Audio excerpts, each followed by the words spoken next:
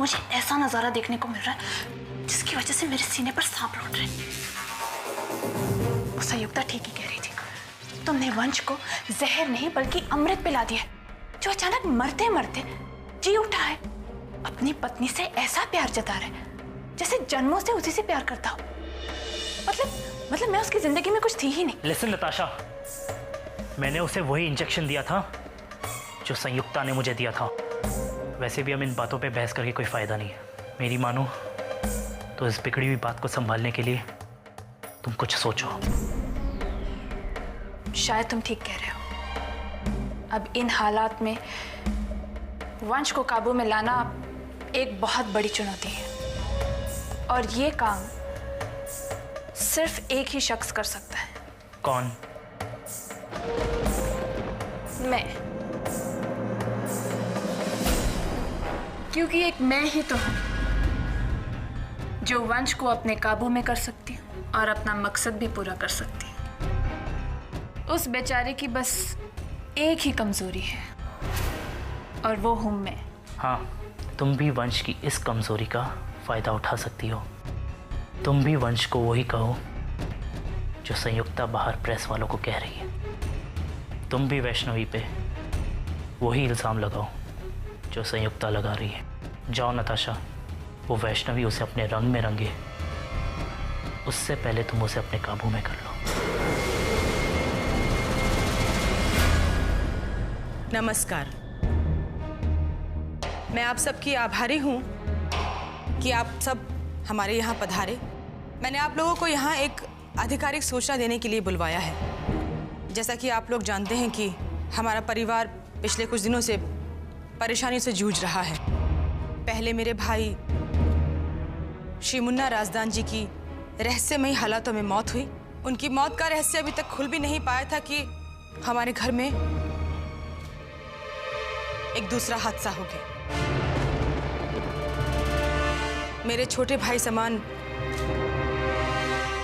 मेरे देवर वंश पर जानलेवा हमला हुआ। उनकी जान लेने की साजिश की गई। मैं अपने भाई के मौत के वक्त भी आप सब लोगों से बात करना चाहती थी, लेकिन हमारे घर के माननीय सदस्यों ने इसे घर का मामला कहकर दबाने की कोशिश की। लेकिन सच कहाँ छुपता है, वो तो 7 पर्दे तोड़कर भी बाहर आ जाता है, और ये सच भी बाहर आ गया। इसलिए मैं आप सबको सच बताने का साहस कर रही हूं। जी हाँ,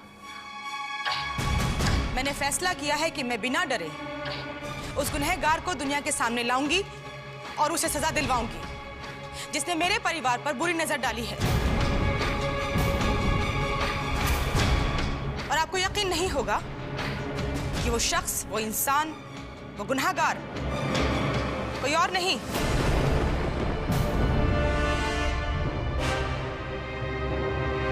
हमारे ही घर का एक सम्मानीय सदस्य है।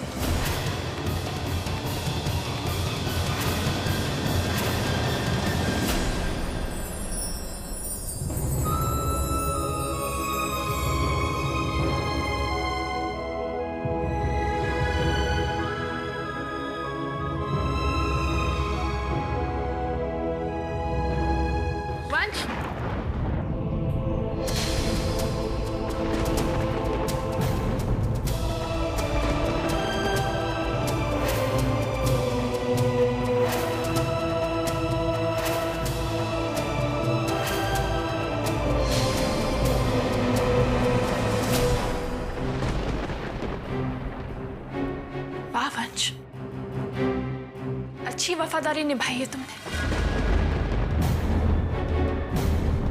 मैं वहां पर भूखे प्यासे तुम्हारा इंतजार कर रही हूं, और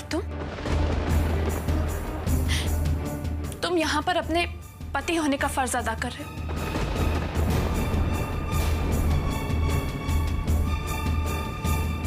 मैं तुमसे अकेले में बात करना चाहती हूँ वंश।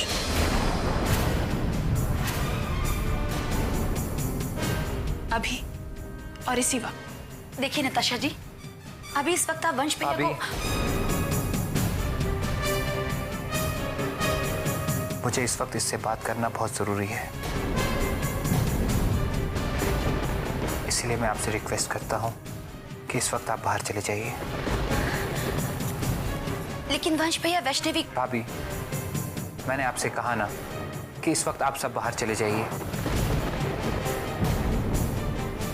मुझे नताशा से अकेले में ज़रूरी बात करनी है और आप वैष्णवी को भी अपने साथ ले जाइए। चलो वैष्णवी।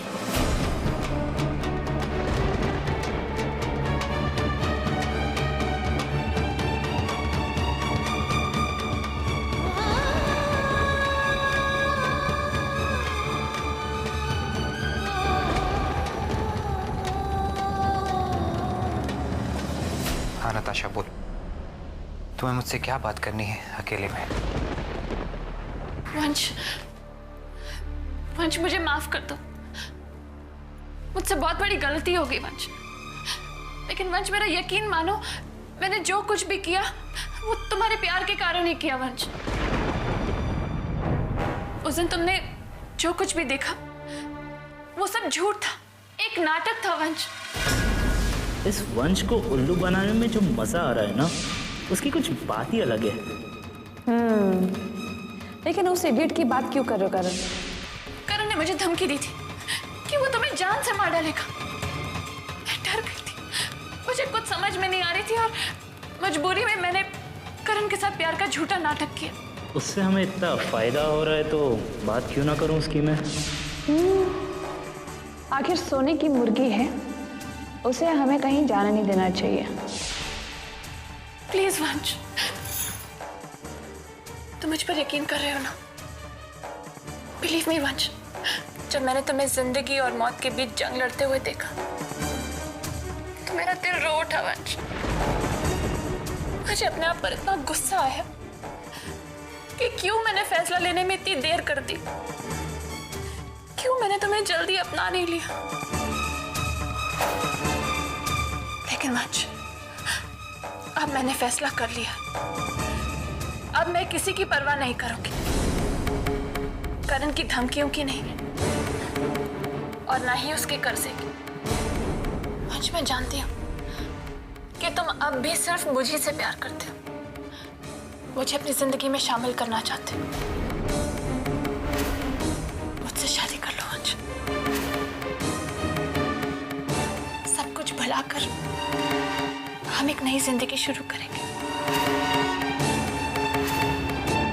एक ऐसी जिंदगी जहां पर बस तुम होगे, मैं होंगी और हमारा प्यार होगा।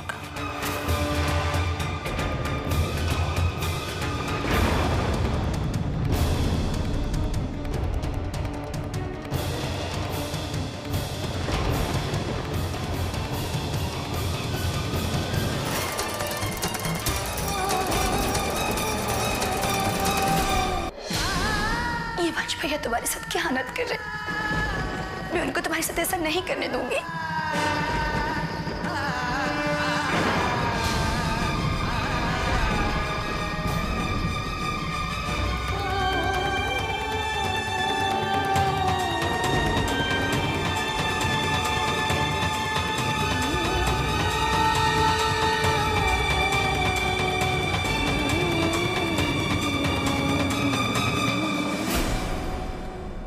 मुझे पूरा यकीन है कि इस घर में जो कुछ भी हुआ है वो जानकर आप लोग हिल गए हैं।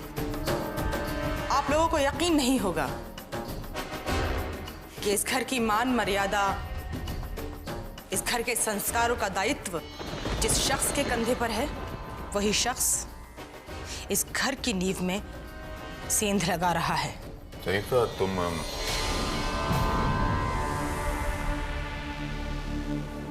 एक मिनट जरा। संयुक्ता इधर आना।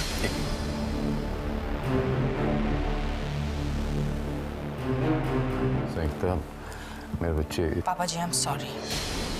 आज मुझे सच बताने से कोई नहीं रोक सकता, आप भी नहीं, क्योंकि जब जब आपने मुझे अपने नाम और अपनी इज्जत बचाने के लिए रोका है, हमारा नुकसान हुआ है। इज्जत और नाम बचाने की बजाय उसकी नीलामी हुई है।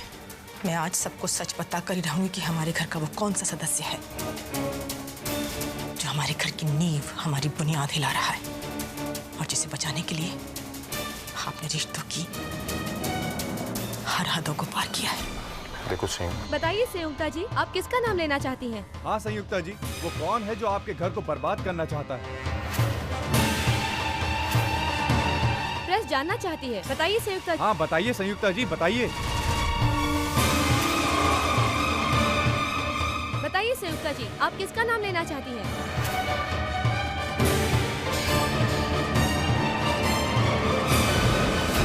आज बरसों के बाद मेरे तड़पते दिल को ठंडक मिली है।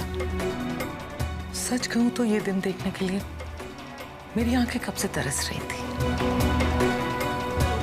लेकिन मुझे यकीन ही नहीं हो रहा कि मैं शील कुमार के परिवार को इस तरह से बिखरते हुए देखूंगी। ये तो बस शुरुआत है माँ, आगे आगे देखो होता है क्या। माँ, मैंने आपसे वादा किया था कि मैं शील कुमार के साम्राज्य को हिला दूंगा। बस मैंने कर दिखाया। अब देखना माँ, किस तरह शील कुमार की ये सल्तनत लुटने वाली है।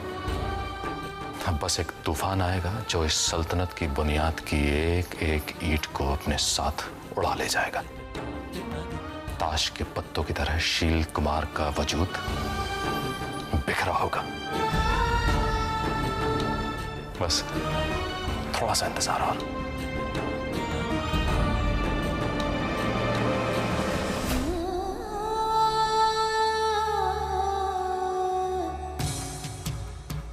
वंश, अब मैं और वक्त बर्बाद नहीं करना चाहती। मैं जल्द से जल्द तुम्हारी हो जाना चाहती हूँ। चलो वंश, हम लोग जल्दी से शादी कर लेते हैं। अगर मुझे डर लग रहा है कि तुम्हारी पत्नी ऐसा होने नहीं देगी, वो सबसे बड़ी रुकावट है वंश। वंश, वो तुम्हें मुझसे छीनना चाहती है और इसके लिए वो किसी भी हद तक जा सकती है। यकीन नहीं हुआ ना? उसकी भोली सूरत देखकर मैं भी एक पल के लिए धोखा खा गई थी। लेकिन वंश, हकीकत तो यही है कि उसने तुम पर जानलेवा हमला किया था।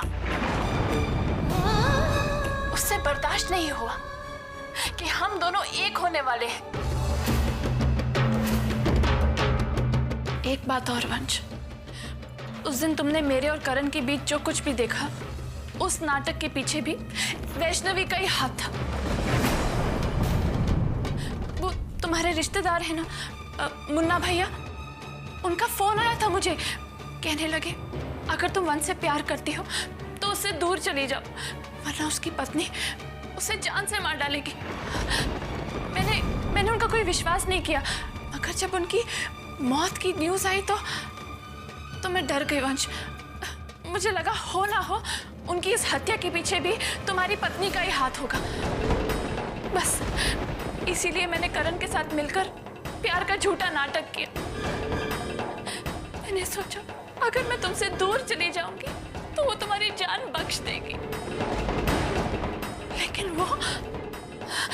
उसने तो।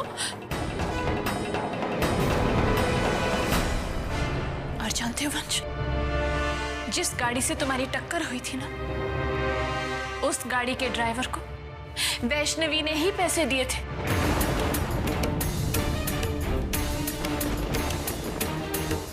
जिस गाड़ी से तुम्हारी टक्कर हुई थी ना, उस गाड़ी के ड्राइवर को वैष्णवी ने ही पैसे दिए थे।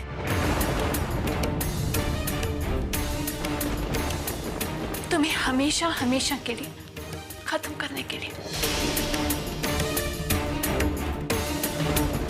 मुझे माफ कर दो वंश, मैं डर के तुमसे दूर जाने की गलती कर बैठी,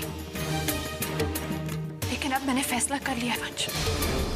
अब मुझे किसी की परवाह नहीं, और अब मैं सारी दुनिया के सामने वैष्णवी का पर्दा फाश करूंगी, ताकि उसे उसके किए की सजा जरूर मिले।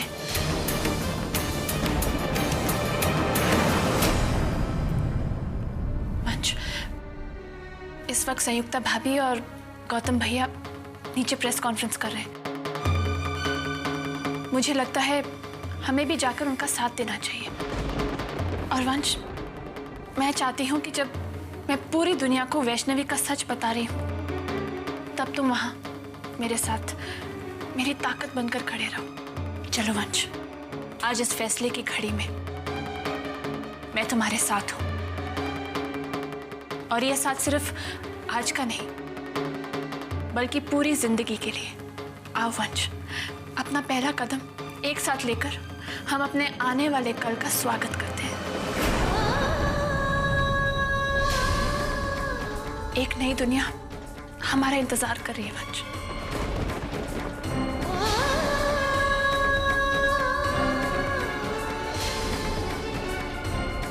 तुम्हारे हो ना वंश?